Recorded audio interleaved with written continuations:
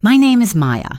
I am 27 years old, and last Tuesday my older brother humiliated me on a transatlantic flight by shoving me into seat 48B, the middle seat in the very last row, right next to the lavatory, because he said first class is for closers, and I was just a loser with a laptop. I was wearing the hoodie he hated. I had my headphones around my neck. But as I tried to step into the priority boarding lane with him and my parents, he blocked my path with his carry-on bag, checked his Rolex, and whispered, "Economy boarding is that way, Maya. Zone 5. We need the first-class cabin for people who actually contribute to society. You know, the executives, the winners. Don't take it personally, you're just low budget." He pointed to the long, winding line of tired passengers waiting to squeeze into coach. "Stay back there," he said, "and please, don't try to come up to the front to ask for snacks. My boss is on this flight. He's sitting in 1A. I don't need him seeing my unemployed sister begging for free champagne." David Sterling, the CEO of Apex Global, the man my brother had been trying to impress for 3 years. My brother thought I was just his failed blogger sister who spent too much time daydreaming in coffee shops. He didn't know that the hardcover book David Sterling was currently reading in seat 1A, the #1 New York Times bestseller that everyone in the airport lounge was talking about, was written by me. I am M.A. Stone, the queen of modern mystery thrillers. And David Sterling wasn't just my brother's boss, he was my biggest fan. So I sat in seat 48B. I wedged my knees against the seat in front of me while a stranger fell asleep on my shoulder. And 1 hour into the flight, the senior captain, the pilot flying the plane, walked out of the cockpit, marched through the first-class curtain, walked straight past my brother, and marched all the way to the back of the plane. "Excuse me, miss?" he asked, his voice cutting through the hum of the engines. If you've ever been treated like baggage by your own blood, listen closely. Because what happened next wasn't just an upgrade, it was a masterclass in justice. I grew up as the extra in the Ryan show. My brother Ryan was the main character. He was loud, ambitious, and obsessed with status. I was quiet. I observed. I plotted. My parents loved Ryan's hustle. They found my imagination wasteful. "Maya, why can't you be more realistic like your brother?" my father would grumble.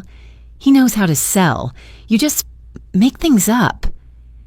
They didn't understand that while Ryan was selling products, I was selling worlds. I learned how to twist reality, how to build suspense, and how to write plot twists that made people gasp. By the time I was 26, Ryan was a regional director at Apex Global, clawing his way up by flashing his title at anyone who would look. I was working from my messy apartment, writing thrillers that were being optioned by Hollywood studios. I used a pen name, M.A. Stone. No one could know the quiet girl in the hoodie was the mastermind behind the gruesome twists. That suited me fine. I made 7 figures a year, and I could travel the world without paparazzi. To my family, though, I was a charity case. "So you're still writing those little internet stories?" Ryan would sneer at holiday dinners. "It's a novel, Ryan," I'd say. "Right, a novel. Code for unemployed. Don't worry, when I make partner, I'll see if we need a receptionist." He loved to make me feel invisible. It made him feel seen. The family trip to London was supposed to be his victory lap. He had treated us to the vacation, but really, it was because his boss, David Sterling, was on the same flight for a conference. Ryan treated the boarding process like a military operation. "This isn't just a flight, Maya," he told me at the gate. "It's a networking opportunity in the sky. David Sterling is in 1A, I'm in 2A. Everything has to be seamless." "I'm happy for you, Ryan," I said, Yeah, well, just try not to look like yourself, he said. I'm serious, no weird notebooks, no staring at people. Just put your headphones on and disappear. I can do that. Good, I got you a ticket. It's in the back, way back. When we boarded the plane, a massive Dreamliner with lie-flat beds in the front, I felt a spark of annoyance. I could have bought the entire first-class cabin if I wanted to, but I played the role. Ryan stopped me at the entrance to the plane. Ticket, he demanded. I handed him my boarding pass. Seat 48B. He smirked.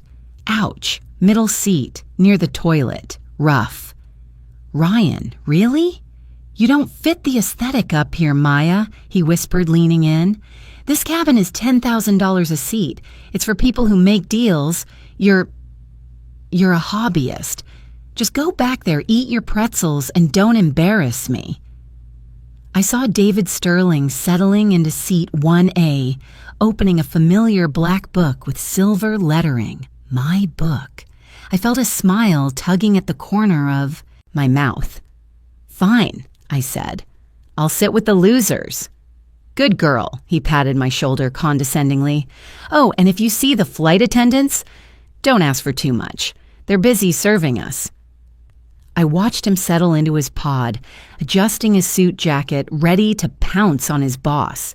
He had no idea that the gripping thriller David Sterling was reading contained a dedication on the first page. To the ones who underestimated me. I walked the long walk of shame to row 48. It was tight. It smelled like sanitizer and coffee. To my left was a teenager listening to loud music. To my right was a man eating a tuna sandwich. Hi, I said. Excuse me. I squeezed in. I opened my laptop. I started writing chapter 12 of my new book. I visualized the first-class cabin. Ryan was probably hovering over David Sterling right now, trying to make conversation about spreadsheets. I focused on my words. 1 hour later, the seatbelt sign turned off. The smell of warm cookies wafted from the front. We got a bag of pretzels. Suddenly, there was a commotion at the front of the economy cabin. A flight attendant was rushing down the aisle, followed by a tall man in a uniform with 4 gold stripes on his shoulder, the captain. People whispered, "Is something wrong? Is there an emergency?" The captain looked serious. He was holding a passenger manifest and a hardcover book. He walked past row 20, past row 30, past row 40. He stopped at row 48. He looked down at me, sandwiched between the music and the tuna. "Are you Maya Vance?" he asked. The man with the tuna sandwich stopped chewing. The teenager took off his headphones. "Yes," I said. "Is there a problem?" "Not a problem, ma'am," the captain said, his face breaking into a wide grin. "But I have a question. In chapter 14 of The Silent Echo, did you kill the detective or did he fake his death? Because my co-pilot and I are arguing about it in the cockpit, and we need to know." The entire back of the plane went silent. You read my book?" I asked. "Read it?" "Ma'am, the entire crew is reading it. I saw your name on the manifest and I couldn't believe it. M.A. Stone, in my plane." He held out his copy of the book. "Would you mind signing it? It would make my year." I smiled. I took his pen. I signed the title page. "Of course, Captain." "Thank you," he said. Then he frowned, looking at my cramped seat. "Wait a minute. Why is M.A. Stone sitting in 48B? "My brother booked the tickets," I said loudly. "He said I didn't fit the aesthetic of first class." The captain's eyes narrowed. "Your brother?" "He's in seat 2A, I said, right next to David Sterling. The captain stood up straight. "Follow me, Miss Stone. We can't have our favorite author sitting next to the lavatory." "Oh, I couldn't," I said, feigning modesty. "I insist," he said. "The crew rest bunk is open, but I think we can do better. Come with me." I grabbed my laptop. I walked down the aisle, following the captain like a rock star. We passed through the curtain into premium economy. Then business, then first class. Ryan was sipping champagne, laughing loudly at something David Sterling had said. When he saw me walking with the captain, he choked on his drink. "Maya!" he sputtered. What did you do, Captain? Is she in trouble?" The captain stopped. He looked at Ryan with pure disdain. "Trouble?" the captain said. "Sir, this is M.A. Stone. She's a literary genius, and I'm personally offended that you put her in the back of my plane." Ryan blinked. "M.A. who?" David Sterling in seat 1A dropped his book. He looked up. "M.A. Stone?" David asked, his voice full of awe. "The author of The Silent Echo?" "That's me," I said, giving a little wave. David Sterling scrambled out of his seat. The CEO of Apex Global looked like a fanboy meeting Taylor Swift.